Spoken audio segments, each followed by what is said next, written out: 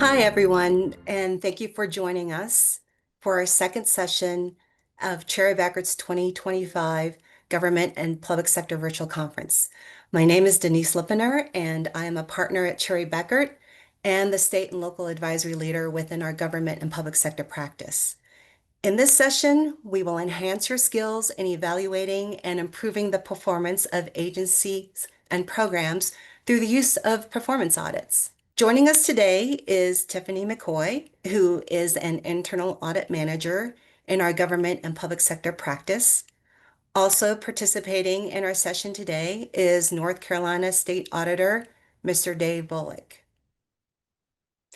Today, we'll explore the benefits and value performance audits brings to stakeholders, followed by a Q&A session offering insights directly from North Carolina State Auditor Dave Bullock.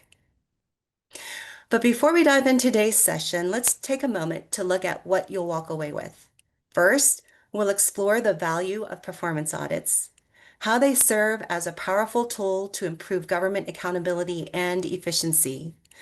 You'll learn how these audits evaluate the effectiveness and economy of operations, helping agencies deliver better outcomes with the resources they have. Next, we'll break down the three types of audit objectives: economy, which focuses on minimizing costs; efficiency, which looks at maximizing output for a given input; and effectiveness, which measures whether goals and outcomes are being achieved. Finally, we'll cover the 5 elements of a Yellow Book compliant audit finding, often referred to as the 5 C's: criteria, condition, cause, consequence, and corrective action plans. These common components ensure that findings are clear, actionable, and align with professional standards. By the end of the session, you'll have a solid understanding of how performance audits add value and how to structure findings that drive meaningful change. And now we're going to go on to our first polling question. Which of the following best describes your current understanding of performance audits? I've conducted one, I've participated in one, I've heard of them, and this is new to me. All right, we'll give you a few more seconds to provide your answers. A shared understanding of how performance audits support accountability and improvement in government operations. With that helpful context in mind, I'll now hand it over to Tiffany, who will cover our first learning outcome: understanding the value of performance audits. Tiffany? Thank you, Denise. Good morning, everyone. My name is Tiffany McCoy, and I am a forensic and internal audit manager in our Chicago office on the government public sector team with Denise. I have over 13 years of public sector experience, and prior to joining Cherry Bekaert, I actually worked for Baker Tilly in their government and public sector practice. And prior to joining Baker Tilly, I actually worked for the state of Illinois for the Illinois Finance Authority. So it's a pleasure to be with you all here today. This morning, I'm having some technical difficulties, and so I'm going to stay off of camera. First, we will discuss an overview of what exactly is a performance audit. A performance audit is an independent, objective evaluation of the efficiency, effectiveness, and economy of an organization's programs, operations, and management systems. Economy focuses on the resources such as your funds, human capital, and systems, their respective costs, and whether or not the quality of goods and services meets the expectation and program needs. Efficiency focuses on utilizing resources at an optimal level for maximum production.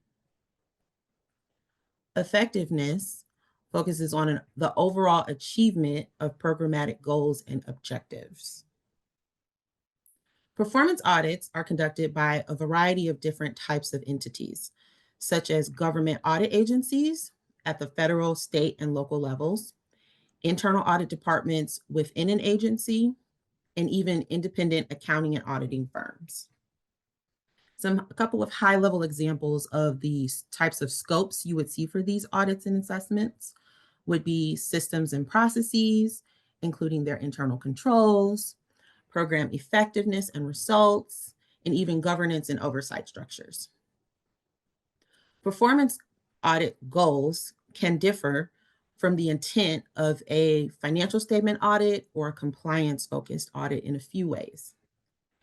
Financial audits evaluate the financial statements and their related records of an agency to ensure that financial information presented to the public accurately reflects their financial position.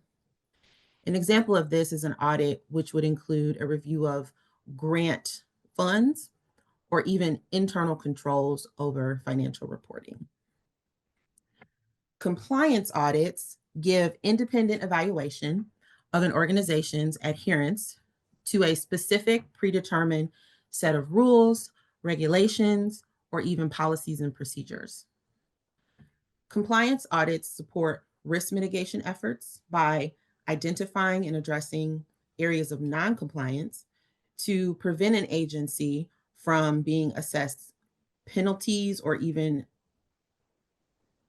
having legal issues imposed upon them.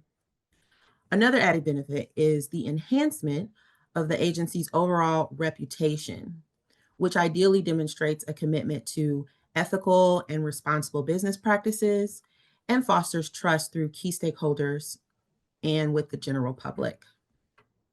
Some examples of compliance engagements include HIPAA compliance audits, SOX compliance audits, workforce safety, or even PCI DSS, which is related to the payment card industry. Next, we will talk through the value of a performance audit and its related benefits. There are several benefits organizations and agencies can receive from conducting a performance audit. Audits give objective and systematic evaluations of programs and their related missions. One benefit of a performance audit is that it is criteria-based, a criteria-based review that can compare what is or the current state of an agency against what should be or the desired future state. Another benefit is that public trust can be obtained and maintained when a strong governance system supports ethical operations at the public level, which could be state or local, the corporate level, which would be your stakeholders, or even a global level, which would be international. Furthermore, a benefit would be potentially reducing costs. When you identify opportunities to save money through streamlining processes, eliminating waste, or identifying underutilized resources, this increases the available funds that can be used to operate programs and achieve a program's ultimate mission. Additionally, you can serve to support improved program performance. Another value add by identifying areas of weakness or inefficiency to improve the delivery of services and the achievement of goals. An example is the defining and tracking of key performance indicators used to determine whether the desired progress has been achieved within a predetermined timeframe of the program. It enhances accountability and transparency by informing stakeholders, which can be management, oversight bodies, the public, or program recipients, on how public resources are being used and whether programs are meeting their intended objectives. This ultimately helps facilitate leadership's ability to make decisions. By providing the information necessary to make informed choices about program adjustments, resource reallocation, and maybe necessary policy changes.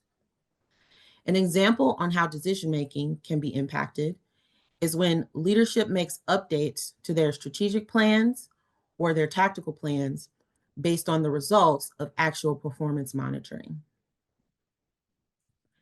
Now we'll take a look for learning objective 2 at the 3 types of performance audit objectives, which include economy, efficiency, and effectiveness.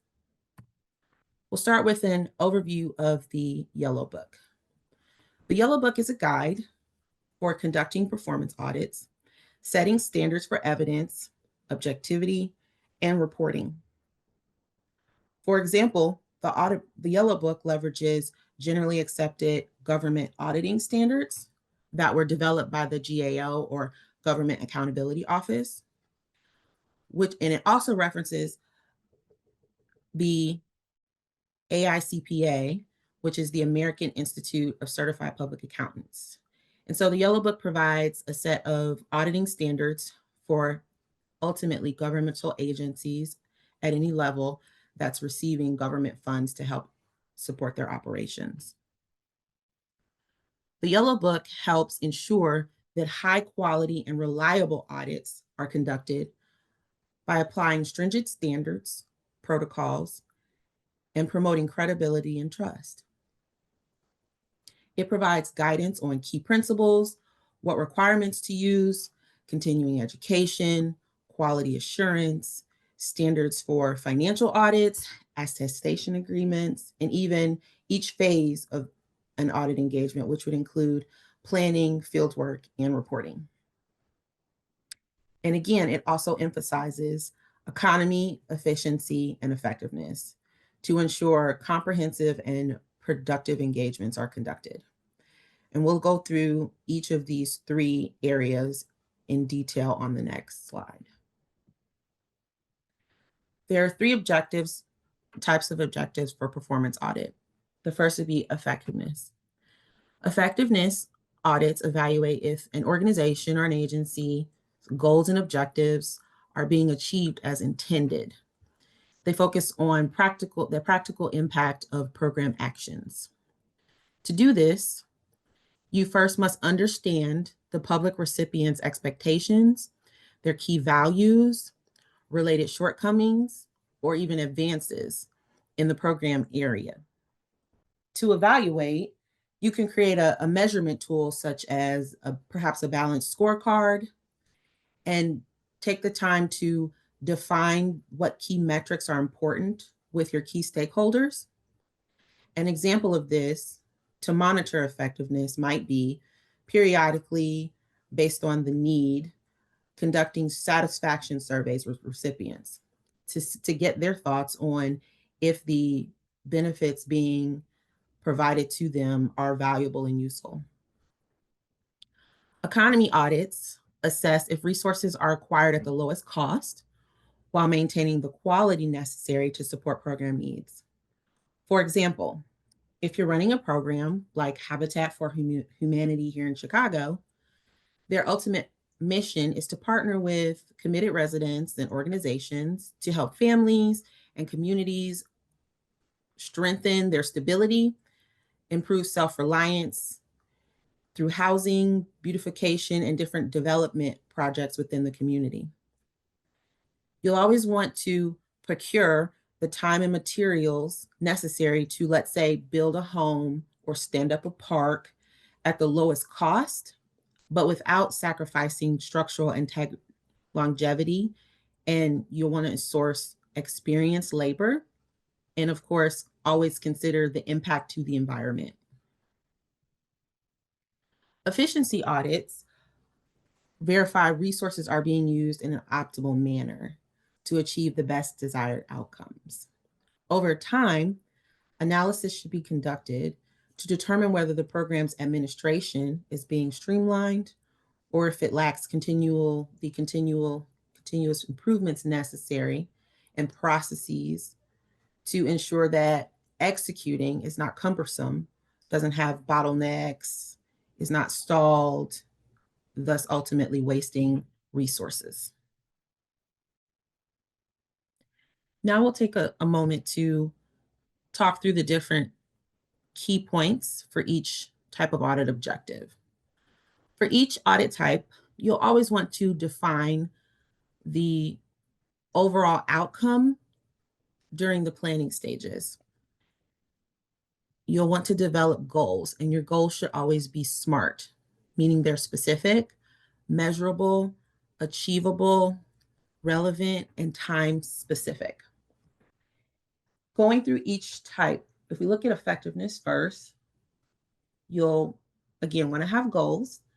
You'll want to make sure that the goals are in alignment with the overall objectives of your program or mission. And you'll want to make sure that your resources are being used wisely to effectively meet those objectives. When you're thinking through economy, you'll always want to be cost conscious and ensure you're able to, again, procure at the lowest level, lowest cost without compromising quality of those goods and services. You'll want to have strategy with how you allocate your resources to make sure that they're optimized and you're getting the most value for the money spent. Evaluating what that value is ultimately just means you're getting the best value for the investments that you have procured. And it also supports, of course, decision making. It gives leadership the information necessary to determine whether or not financial performance is as desired. And then when we look at efficiency, we'll want to make sure that business processes are able to obtain the maximum productivity with the minimizing the potential for waste, that deadlines are being met. Deadlines are critical, especially when you're thinking about a program, again, that is potentially supporting the community with rebuilding housing or building parks or expanding schools. These are needs that your residents of the community, these are direct benefits to them, and timeliness is of the essence. And then finally, being efficient, again, just recapping, you want to make sure that the resources are being deployed in a manner that will help you achieve maximum output. In my experience with clients that I've worked with, and even in working in the public sector, some of performance audits are typically something that a lot of clients is more reactive in nature after clients have determined that they're potentially having difficulties achieving their program's mission, and that could be due to a variety of reasons, such as bottlenecks, internal control gaps, or they've depleted funds before they haven't are unable to even meet the originally anticipated timeline for program objectives to be achieved. Some of the most common cases that cause this tend to be just ultimately poor or lack of strategic planning and vision, lack of ongoing performance monitoring, and just lack of working well with the external parties outside of the immediate agency, like vendors and things that are supporting accomplishing the mission. So needing improved, let's just say, vendor management.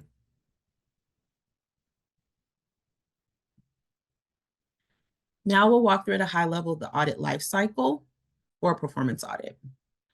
Planning is gaining an understanding of the operations of the program or the initiative, assessing the related risks, and evaluating, for example, the existing internal control systems or environment.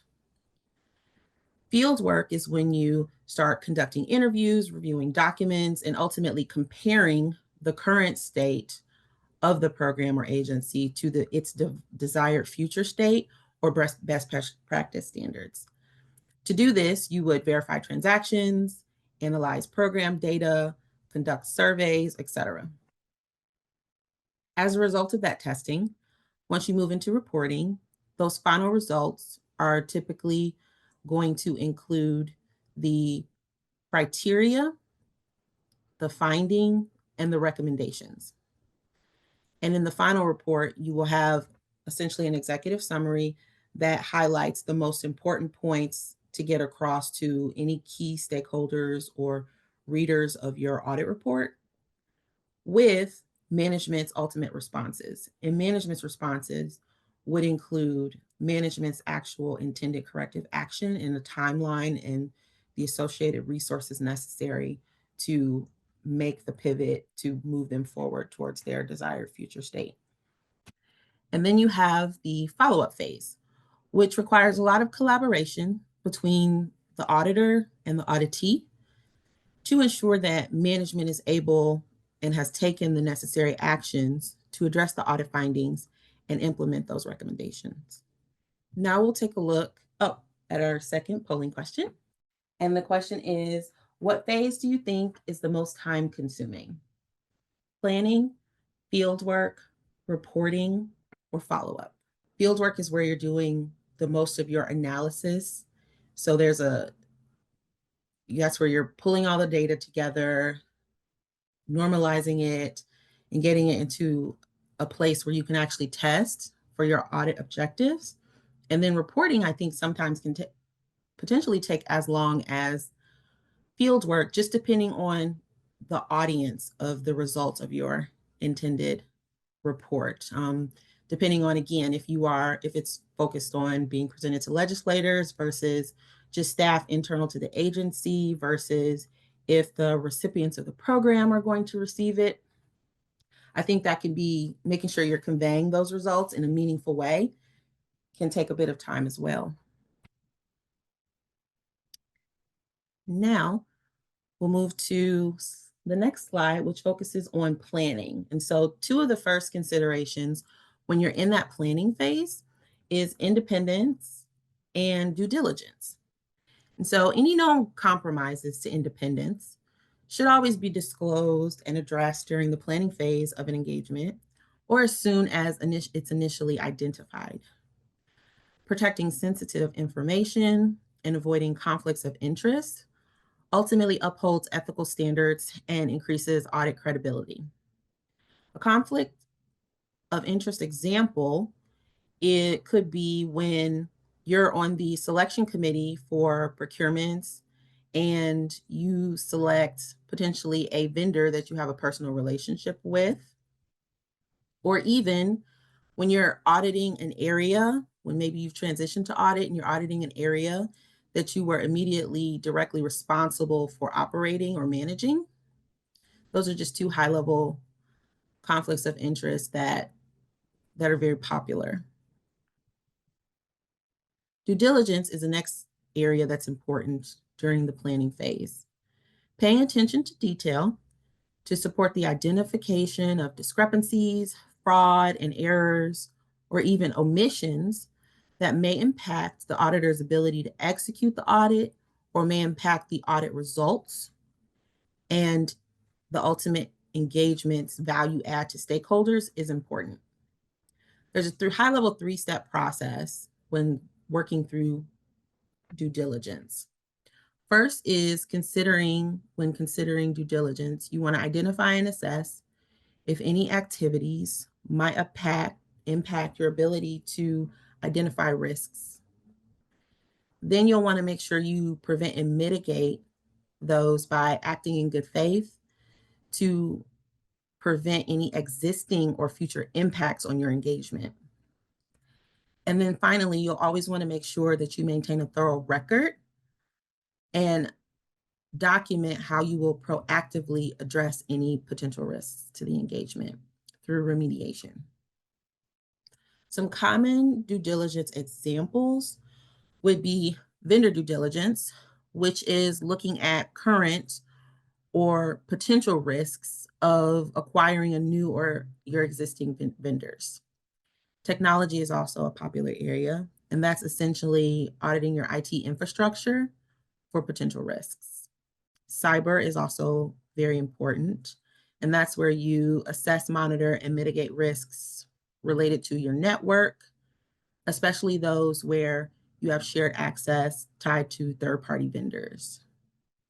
Supply chain is another popular area, and that's looking at possible environmental or human rights risks by assessing the impact on the entire supply chain.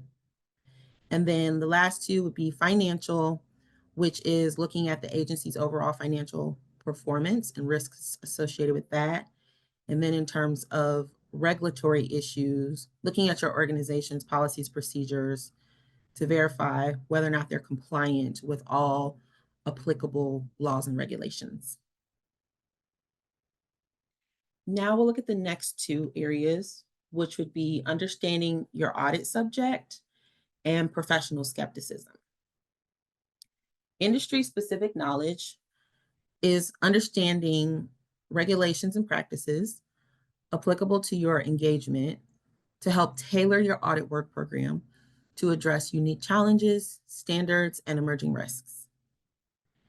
Having a deep understanding of operations, ultimately being familiar with the in-scope processes, helps to isolate standard practices and quickly identify deviations from best practice. This can be based on personal experience, working in the operational area, or extensive prior research, education, or training. There's also the internal controls assessment, which is evaluating the internal controls to ensure compliance and safeguard against fraud and errors. And then lastly, identifying the risk areas. Recognizing potential risk areas helps the entity focus the audit on critical points to ensure a thorough review. Professional skepticism is always important, and that has three components. Auditors always need to have a questioning mind to question inconsistencies or anomalies rather than just accepting information provided by the auditee at face value. This helps uncover root causes and potential risks that may otherwise be hidden if solely relying on what the auditee provides. Critical assessment of evidence. You always want to ensure there's a process for auditors to minimize bias and subjectivity in their evaluations. This can be accomplished by leveraging tangible, verified data that reduces the reliance on assumptions. There are cases where assumptions are necessary, and in those cases, you always just want to make sure that you clearly detail those so that the auditee and the reader of the report understands the potential impact on the engagement. It's always important to keep an awareness for contradictory evidence. And it's essential for auditors to identify discrepancies that may ultimately impact final audit conclusions. A few examples of this would be witness accounts. So that would be when two or more people are providing conflicting accounts of the same series of events or processes. Second would be documentation, when you obtain conflicting information or statements.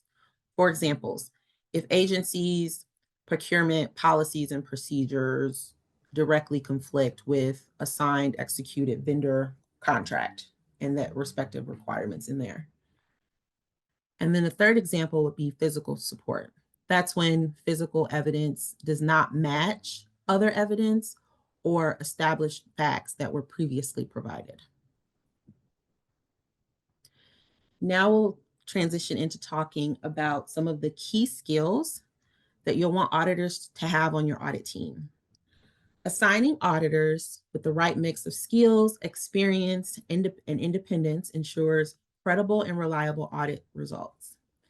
The composition of audit teams need to include senior leaders, managers, and staff with expertise in, for example, public sector auditing, operations, compliance, internal controls evaluation, or the respective in-scope program or process areas. Critical thinking is key. Being able to question assumptions, evaluating evidence, and considering different perspectives to identify conclusions is important. Effective communication will ensure that findings are effectively relayed in a manner that will facilitate auditee buy-in and acceptance. Understanding the audience and reader of the results is also critical to make sure that recommendations are impactful.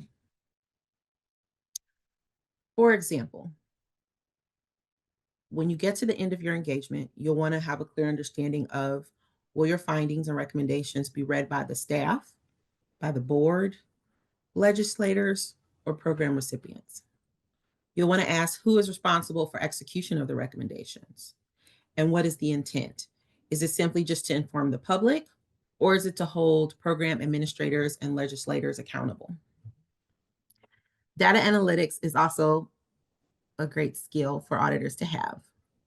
As you work through programs that have been operational for a long time, you'll need to review large data sets to identify patterns, anomalies, and potential risks throughout the entire duration of the agency's program. For example, if you have a program that has been operating for 15 years and its intended mission is to provide medical services or legal representation or even housing support to an underserved population, that responsible agency may have changed hands over the years. There may be different systems that were being used for different things and across leadership. The administrators and top leadership may have turned over, and historical data may be stored in many, many different forms. An auditor really needs to know how to collect that data, merge it, and normalize it in a meaningful way to support testing and analysis. Additionally, some soft skills that are helpful is always being curious. There's a big value when an auditor is curious enough to continuously ask why, where, how, when, to go that next step to gain more information that was just provided initially. And you always want the team to be adaptable. That means they're able to pivot and change direction when priorities have changed. That keeps your team agile, and it means that you're able to get results even in a challenging, unstable environment. Now we'll move on to some objectives in planning. During planning phase, you'll want to, again, define specific, measurable objectives that are aligned with the organizational or programmatic goals.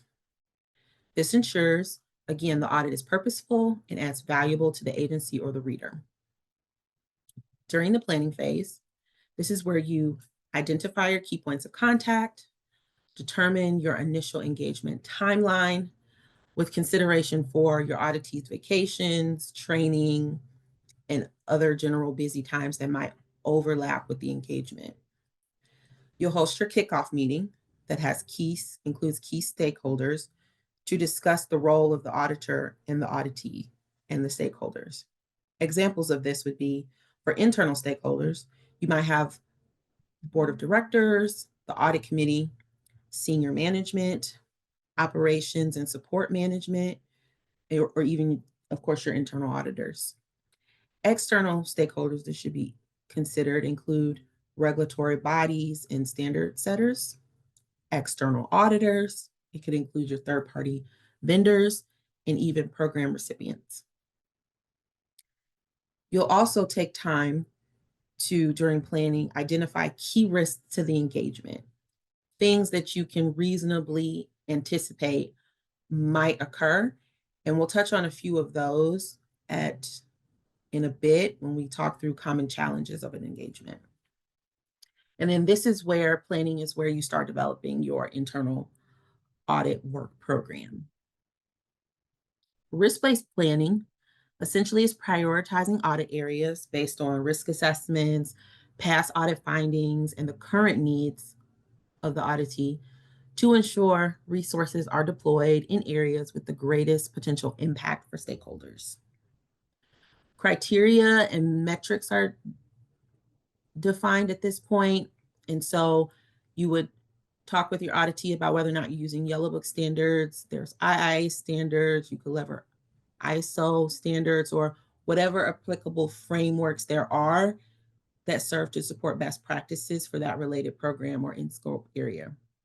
This promotes consistency, objectivity, and professionalism throughout the entire engagement. The framework selected, again, should be communicated at the beginning of the engagement to ensure that everyone is on the same page and the criteria is in alignment with the desired future state of the auditee. Status reporting is also very important. Key stakeholders should be included in the planning phase and given the opportunity to understand and express their concerns and expectations. This again builds trust and ensures that the audit addresses relevant issues. Periodic status meetings should also be scheduled throughout the engagement to give stakeholders the opportunity to communicate pain points, new findings, and get clarification as needed. That would be for the stakeholders and the auditee and the auditor. Sharing in real time ultimately enhances accuracy and reduces the risks of errors and omissions in observations, interviews, and evidence being provided. So now we'll pause for our third polling question, which is, what is the most important factor in planning a performance audit? Clear objectives, stakeholder input, risk assessment, or audit criteria. And at the end, ultimately inform your recommendations. And so you want to make sure that those objectives are clearly defined and agreed upon with the stakeholders so that you can provide reasonable assurance at the end of the engagement that they will have recommendations in the area where they find valuable.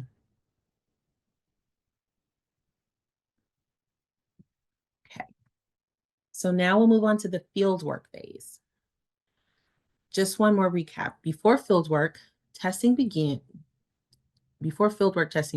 there are several steps you want to make sure that you also have planned out, and that would include your initial information request, which gives you all the information that you'll want to review so you can get more informed and be more aware of the current state of the program or the process area that's in scope for the audit. You'll want to make sure you set up secure communication protocols and you have set a timeline for the expectation of when you'll request that information and when it should be received by. Depending on the nature of the audit, you may be sharing sensitive data, such as PII information or PHI information, and some key data fields within that might need to be redacted or masked before transmission, or even encryption might need to be leveraged given the nature. And so those are things you'll want to discuss with the auditee so you can determine the best process to get the information you need. You'll want to take time to review key policies and procedures, applicable laws and regulations, also prior to moving into fieldwork. So again, you've established the baseline for what are the rules, what's the guidance that should be used in the best case scenario. From there, you'll have all the information that you need to develop very informed questions to gain more information and clarify your understanding, whether it be in your walkthroughs, through surveys, or with interviews that you're conducting with all relevant parties.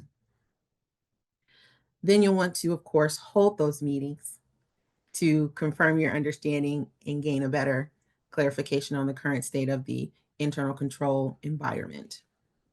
So now I'll talk through just a couple of high-level examples of the areas you might want to review depending on the scope and objectives of your engagement. If you're conducting a performance audit related to budget and spending, you'll want to identify opportunities for the auditee to be more effectively efficient, utilizing resources, reducing costs, and give them the opportunity to better facilitate decision making. So you'll probably want to further explore their processes as it relates to receiving state appropriations, their budgeting practices, purchasing, travel expenses, payroll, cash receipts, and even cash disbursements. If your engagement is focused on maybe a payroll review process after the client has implemented a new system, you might want to conduct meetings and request information based on their change management process, how they're monitoring for compliance with, labor laws, employment laws, et cetera, their risk management process, and also the controls and related functionality within their payroll system to gain a better understanding if it's operating as desired and requested. And then another example, when you're potentially conducting a review of expenditures and how money has been utilize, you might want to review the transactions billed against the program to make sure that everything is properly supported. It's in compliance with, grant funding requirements or your purchasing policies and procedures, etc. Your audit work program is a structured plan that includes timelines, the resources, your audit criteria, and this ultimately enhances the auditor's ability to be efficient and thorough to ensure that they're collecting the relevant data in an organized manner to support testing and analysis. So based on data, the data collected before and during fieldwork, you'll be able to update your audit program to ensure by the end of the engagement that you have successfully reviewed everything to give the best possible recommendations. This is your key document for the entire engagement. And so at the end of it, it'll include your final scope, those objectives, your really specific testing steps, reference the sources of data and information provided from the auditee that supported your analysis, and those final audit results.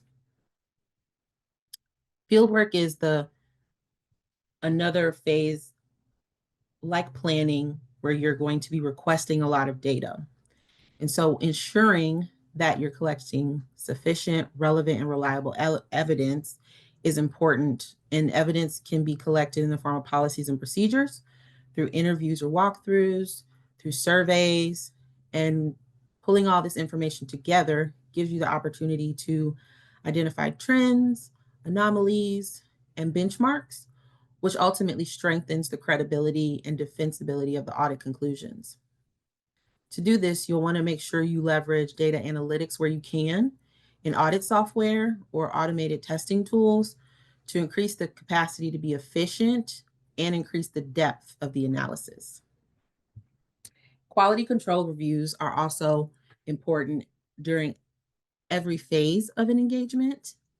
And so you'll always want to have a senior auditor or a quality assurance team member, someone that did not actually complete the work, ultimately review your audit work program and the audit data used to conduct testing to ensure it's accurate and complete.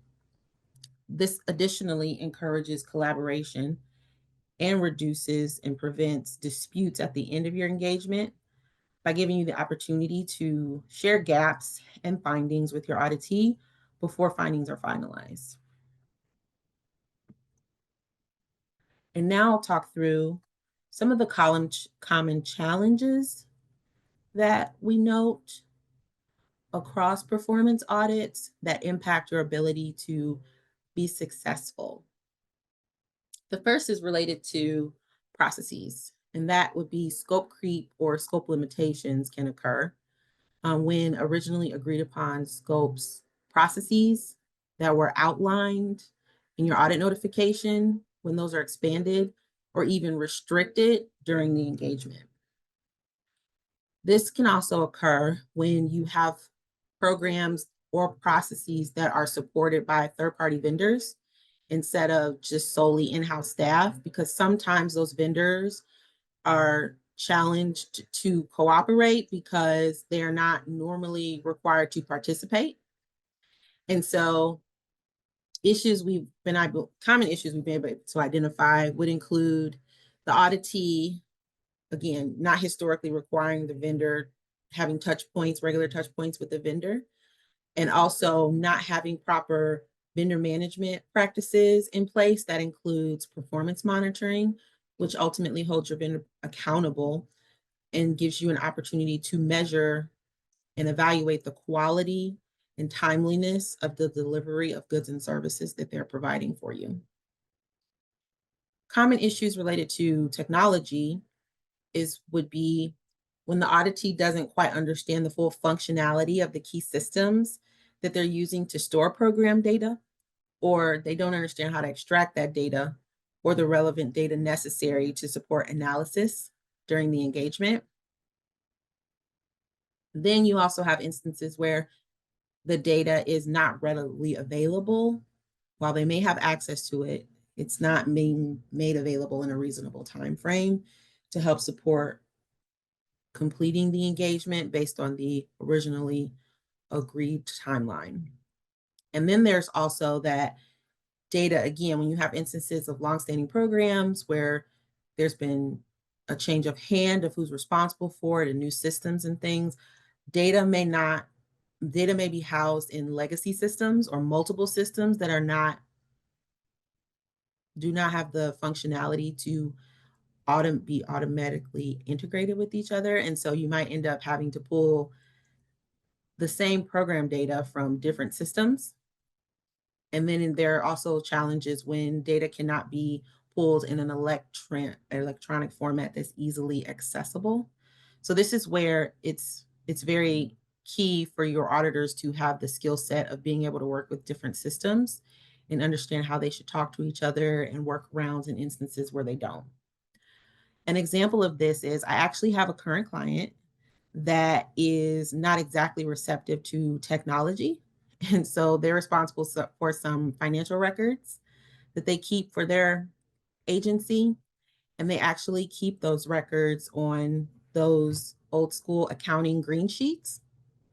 And so every year when we work with them, we have to physically go in to their office and pull the green sheets and essentially transcribe those into Excel.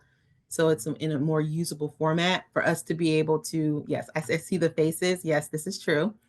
This happens every year. And so it's a little bit labor intensive and cumbersome for us, but we just account for that in the planning because we know it's going to be an issue. It might take a little longer. We have to add those days in and the extra hours needed to actually do the initial transcriptions and then to verify that, there's no human error there. So those are all considerations that should be added to the list when you're working through planning. Understanding your client and their processes to the best degree possible in the beginning helps with accounting for these types of challenges. And so then the final area is people. And so we understand, again, longstanding programs, changes in administration, leadership. New leadership has their own idea of how things should be executed. And so we understand that personnel is an impact. And sometimes during the change in personnel, you lose that historical knowledge, especially when you don't have documented policies and procedures that would be necessary to clearly recap past processes and even sometimes demonstrate current as is processes. That's lacking. And again, documented policies and procedures that support how giving a proper history of how leadership and governance and oversight makes decisions, that sometimes can be challenging. And then sometimes you just have your stakeholders that are resistant to being a part of the process. They don't necessarily want to be involved in the audit. And then in the worst cases, of course, those that are trying potentially to hide something that may not be so good. So those are some of the areas that we've identified across your people, your processes, and your technology that we've identified as being the most prevalent to potentially cause issues. And those are areas where you want to make sure that you account for the risks associated with that during your planning stage of an engagement. So now what I'll do is I'll actually turn it over. Well, I think we have a polling question, and then I'll turn it over to Denise to take us through reporting. So polling question number 4 is, what is the biggest challenge you face or expect to face in a performance audit? Getting reliable data, managing scope, gaining stakeholder buy-in, or writing actionable findings? When it comes to reporting audit results, clarity and context are key. You want to start by including the background and objectives, and this sets the stage and helps stakeholders understand why the audit was conducted and what it aimed to achieve. Next, you want to explain the methodology. Be transparent about how data was collected and analyzed so your audience can trust the integrity of your findings. Then present your findings and conclusions clearly and concisely. Focus on what was discovered, why it matters, and what the implications are for the agency or program. Finally, offer recommendations that are practical and tailored to your audience needs. These should be actionable steps that address the root causes and support improvement. Together, these elements ensure your report is not just informative, but impactful. As we look toward the desired future state of performance auditing, it's important to recognize that the work doesn't end with the final report. Follow-up audits are essential. They verify whether recommendations have been implemented and ensure that corrective actions are actually taken. This phase is the last step in the performance audit cycle, and it plays a critical role in driving continuous improvement. By monitoring progress and holding agencies accountable, follow-up audits help ensure that the intended outcomes are achieved and that public resources are being used more effectively. Ultimately, this process reinforces a culture of accountability and learning, where audits just aren't a one-time check, but a catalyst for ongoing improvement. And now we're going to cover learning outcome 3, how to develop findings that are in compliance with the Yellow Book. So let's talk about the 5 C's. The 5 C's refers to the elements of a Yellow Book audit finding. When communicating audit findings, it's important to structure them clearly and consistently. That's where the 5 C's come in. 5 essential elements that make findings both understandable and actionable. First, we have criteria. These are the standards or benchmarks we use to measure performance or compliance. They set the expectation. Next is condition, which describes the current state of the entity or process. It shows how things actually are compared to the criteria. Then we identify the cause. This explains why there's a gap between the criteria and the condition. It gets to the root of the issue. Fourth is consequence, also known as effect. This outlines the impact or risk of not meeting the criteria, whether it's financial loss, inefficiency, or missed objectives. And finally, we present corrective action plans or recommendations. These are the steps needed to address the issue and prevent it from happening again. Together, these 5 elements ensure our findings are not just informative, but also drive meaningful change. So let's walk through a real-world inspired example that illustrates how the 5 C's come together in a Yellow Book compliant audit finding. This case involves a school district participating in the National School Lunch Program. The audit revealed that about 5% of students receiving free lunches were ineligible based on income documentation. We start with the criteria. Federal guidelines clearly state that only students from households meeting specific income thresholds qualify for free meals. The condition found during the audit was that some students receiving benefits did not meet those criteria. The cause was traced to inadequate verification procedures and inconsistent staff training on eligibility review. The consequence or effect was significant. It led to misuse of federal funds, reduced resources for eligible students, and potential noncompliance with federal requirements. Finally, the corrective action plan recommended implementing standardized staff training, a centralized verification process, and periodic internal reviews to ensure ongoing compliance.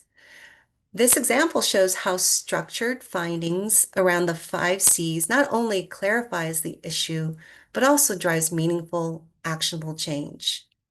And now we're on to our next polling question. Which makes a corrective action plan most effective? It's specific and actionable, it's supported by data, it's aligned with goals, or all of the above. All right, everyone's been listening. It is all of the above. Great responses. So the most effective corrective action plans are those that are specific and actionable, supported by data, and aligned with organizational goals. So The best answer is D, all of the above. That's correct. Um, so now let's move on to insights with the North Carolina State Auditor, Mr. Bullock. Um, he's going to share how his office is leveraging performance audits to strengthen accountability and enhance operational effectiveness across the state. But before we begin with the first question, I would like to introduce Mr. Bullock. As the North Carolina State Auditor, he brings a strong background in law, governance, and fiscal oversight to the role. Elected in 2024, he is responsible for ensuring accountability and transparency in the use of public funds across the state agencies. His leadership emphasizes rigorous auditing practices, risk management, and operational efficiency, drawing on his experience as a litigator and former chairman of the UNC Chapel Hill Board of Trustees. Mr. Bullock's approach to the office reflects a commitment to safeguarding taxpayer dollars and enhancing public trust in state financial operations. And thank you for joining us today, Mr. Bullock. Well, Denise, I'm glad to be here. Thanks for having me. Yeah, we appreciate you taking your time for us. Now, on to the first question. We are curious, how do the goals of the administration shape the way you approach your audits and their objectives? Yeah, so one of the key things that we're trying to do here in North Carolina through the state auditor's office, when I actually got an opportunity to testify in front of a legislative committee, and I was the first to testify in that particular committee. And prior to my testimony, one of the staffers was updating and sort of doing a little orientation with freshman legislators. And she talked about the Office of State Auditor being an internally focused office, that our work is totally internally focused. And one of the goals of our office today is to not only work internally, but to be impactful to all North Carolinians, so to a broad base of citizenry.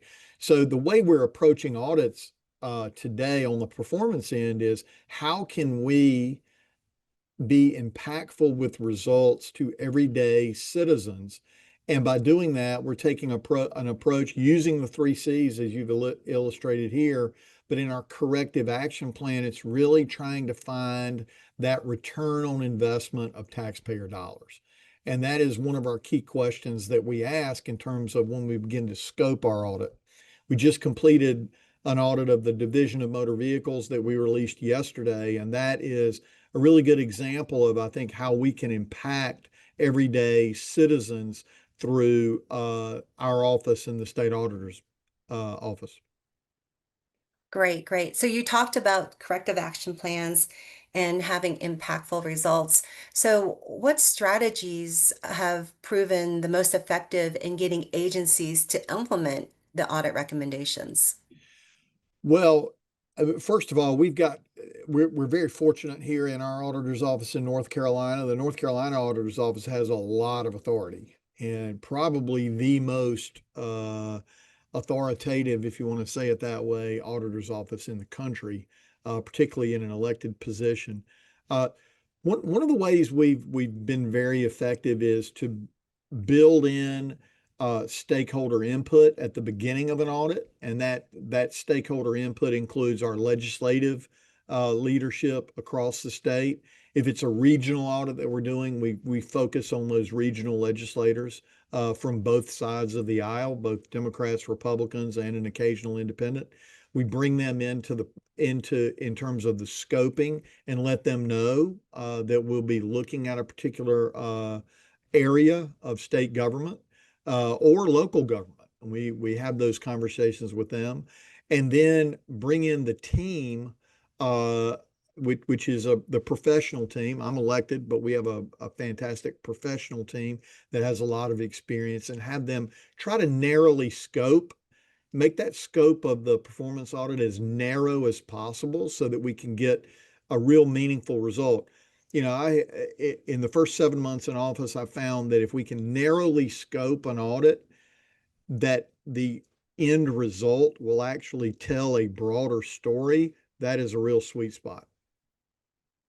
That's interesting. Would you be able to provide an example that you'd feel comfortable sharing with the audience on a narrowed scope and a broader result? Sure, really good example. City of Charlotte, and all of this is in the public domain, so I'm not giving away anything that hadn't already been reported in the news. City of Charlotte, I had gotten phone calls on our tip line as well as on my personal cell from folks in the Charlotte metro area about the possibility that the city council in Charlotte had settled a potential lawsuit with their current chief of police, and had paid out a settlement that was not it was not reported to the public and wasn't released by the city council for public consumption. And state law is very clear that when you appropriate or spend state dollars, it should be reported publicly. So we put the team on it, did some initial investigation, found that there may be some credibility there to that particular allegation. And so I sent a letter to the mayor and the city council and the city manager and said, look, we're going to come in and take a look at this, and we'd like to know the facts on that. And within 3 days, they went ahead and did release, in fact, that they had settled with their chief of police for $305,000 outside of the view of the public. Now, that's a $1 settlement, right? But it brings into question the larger question of governance, right? And how governance should be accomplished in an effective and ethical and legal manner. And so we are continuing to follow up with that particular engagement, and have expanded slightly to ask the question, what other settlements have the city of Charlotte engaged in over the last 2-year period? I feel like that's a narrow enough time frame to be relevant. So we'll be reporting our final results on that in the coming weeks. Okay, great, great. Thanks for that example. So when you issue your report and recommendations, and you have agencies actually implement the audit recommendations, how do you go about measuring the long-term impact of the performance audit beyond the initial report and recommendations? Yeah, so previous elected auditor here in this office had begun the process of using a balanced scorecard in terms of being able to evaluate the long-term effectiveness. And so we've picked back up on that. And so we're implementing a lot of the concepts and framework of the balanced scorecard. And some of the measurables that we're going to be looking at are, number one, effective legislation. For example, did our audit and did the findings lead to law changes, right? And then ultimately, did they lead to concrete and measurable findings with respect to savings of dollars, and then efficiency and increased productivity? Let me jump in right here, though, and say one thing, Denise, in terms of the 3 C's. One of the things that I'll be quite frank about and transparent about that I am finding across state government, and is the difficulty sometimes to get solid results on audits because of a lack of measurables and a lack of metrics that are within state government. Yeah, a lot of these agencies are operating, quite frankly, rudderless, without metrics, without KPIs that the audit team can go in and take a look at, right? And so that's one of our consistent findings, is a lack of key performance indicators, a lack of metrics, right? And so we are trying to really emphasize the need for metrics across state government, because through the Yellow Book, it leads us to putting a lot of the findings and a lot of our recommendations into matters for further consideration, because we just don't have anything to measure contracts and performance by. Yeah, yeah, I totally agree. It's difficult sometimes in that kind of environment to really be able to nail down the criteria, to be able to have a yellow book compliant finding. Yes, I totally But it gives us a understand where lot you're of making. room to give recommendations on metrics, though. And so, Yes, it does. It and does. these days, there's actually a couple of news outlets in North Carolina that call me Dashboard Dave, because I do like dashboards. And, we've recommended that a lot of agencies, utilize what I think is pretty simple data analytics to stand up dashboards to let the public know about their agency and how they're performing. And it also helps the management. In fact, here at the auditor's office, you can go to auditor.nc.gov and see that we've actually put up our own dashboard where we are showing our own budget and our own expenses. So as we expend money, the public can see how our office spends their money. That's great. Speaking of dashboarding and analytics, how is your office leveraging data analytics or emerging technologies to enhance your audits or your audit efficiencies? Well, great question. And we are utilizing the most modern computer programs. We've been working with Databricks and Microsoft to use data analytics and AI. Uh, we haven't delved into areas where we are utilizing AI with what I would call highly sensitive data, Medicaid information, for example, HIPAA compliant type information. We haven't gone there yet because we do want to. We're really in a beta testing standpoint. State government's a little behind private industry, but we're trying to move forward quickly.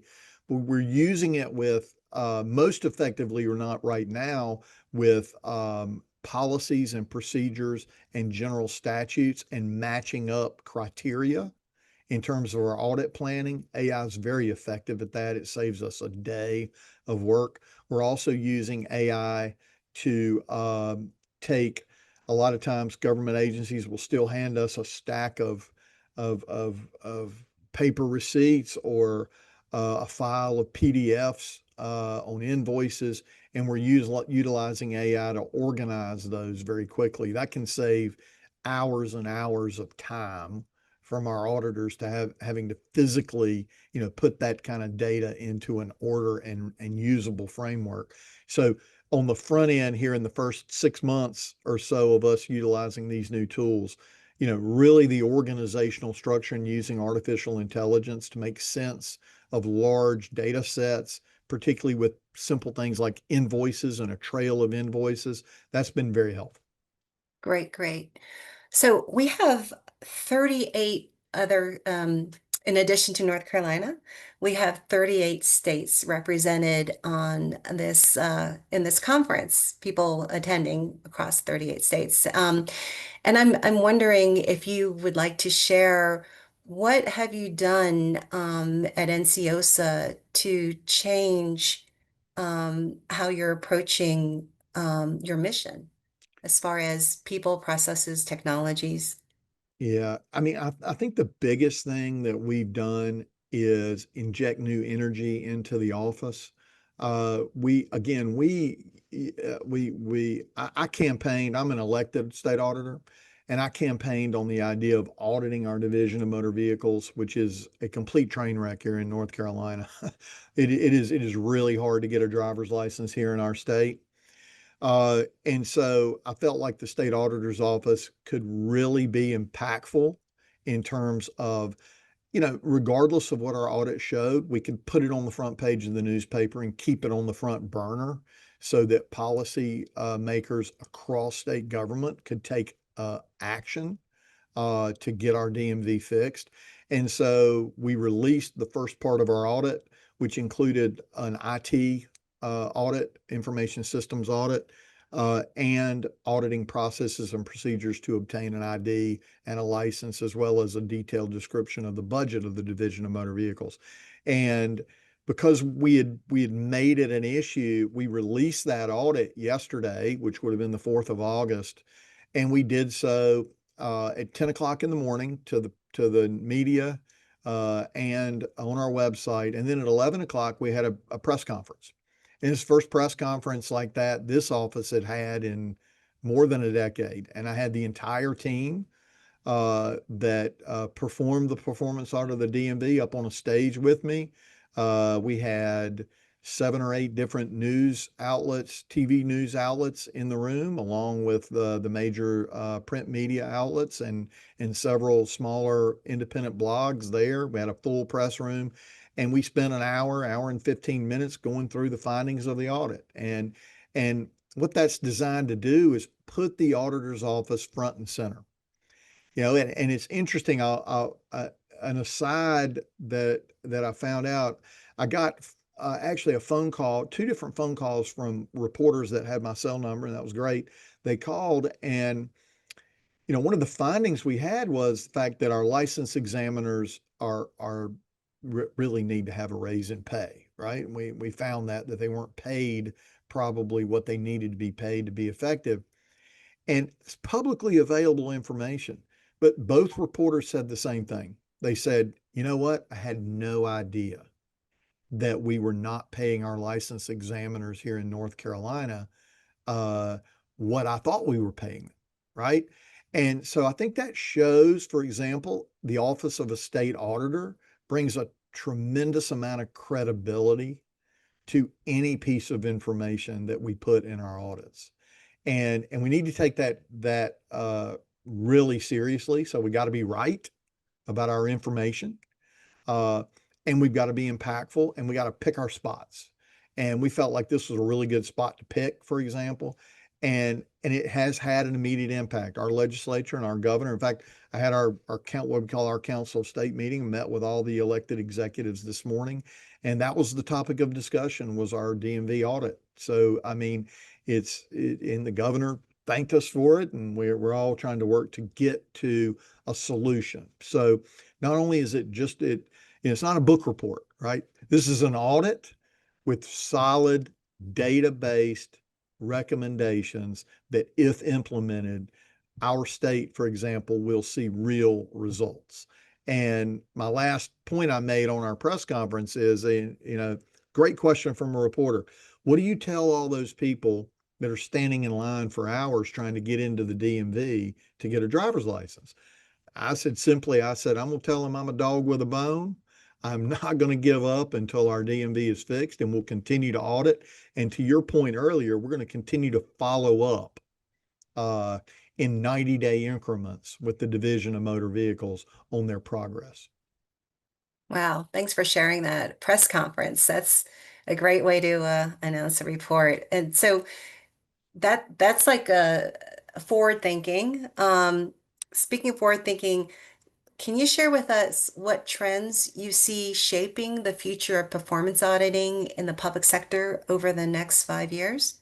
Yeah, really do. One of the things is what I believe is a disconnect between the general public and, for that matter, stakeholders. If you're the state auditor and you're dealing with legislators and you're dealing with other members of the executive branch, and if you're elected, or even if you're not elected, you want to be effective and impactful to the general public. And the disconnect between their understanding of what an audit is in the yellow book format, right, and what they really want to see, right? What they really want is a gotcha. I mean, that's what the general public wants. They want the audit to go out and say, we got you, or whatever. And that's not always the case, right? And that's not really what our function is. Our function is economy, efficiency, and effectiveness. And so, you know, trends are to try to narrowly scope the audits, in the example that I gave of the city of Charlotte, so that we can have the data-driven accuracy that the Yellow Book wants us to have, right? But do it in a short form, in a special report format. And I've talked to auditors across the country, and there is a move toward going towards special reports. I think you can get to the credibility of a Yellow Book with special reports. It's just a matter of correctly scoping that particular engagement. But really, that probably is the number one trend in terms of reporting, and that is being impactful to the public by being proactively reactive, is the way I like to say it. Because news articles pop up, things get in social media, and there are areas where the general public sort of expects, right, the auditor to be involved. And so to have a rapid response team like we've developed here in North Carolina, with the idea toward developing special reports, I would say is probably the number one trend for an office like the one that I happen to hold today. Great. Mr. Bullock, thank you so much for sharing your words with us today. We really appreciate you taking the time to speak with us. Thank you so much. I appreciate it, and I'm sorry I have to go a little early. I do have a meeting. They popped my calendar full of stuff. Yeah. No, that's quite okay. Appreciate Thank it. you. Thank you. Yep. So we are on our last polling question. Um, Question is, would you like for a team member to reach out to you after today's webinar? Yes, maybe in 1 or 3 months, or no. But whether you answer yes, maybe in 1 or 3 months, or no, we truly appreciate your feedback. It helps us tailor our follow-up, and ensure we're supporting you in the way that works best for you. If you didn't get a chance to respond, or if your preferences change, feel free to reach out anytime. We're always here to help. And now this concludes our second session for today.